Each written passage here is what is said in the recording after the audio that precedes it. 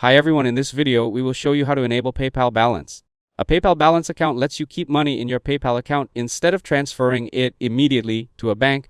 Once your PayPal balance is available, you can use it to send money to friends and family, shop online, and receive eligible payments. The balance shown in your account only reflects the funds that are currently available and doesn't include pending payments, recurring payments, or incomplete orders.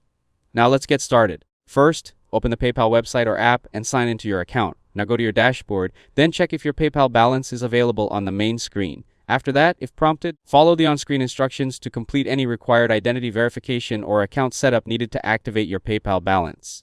Now, once your PayPal balance is active, you can keep funds in your account instead of withdrawing them immediately. Then use your available balance to send money to family and friends or pay for eligible online purchases. After that, if you want to see your balance in different currencies, go to Wallet. Now review the balance for each currency listed in your account.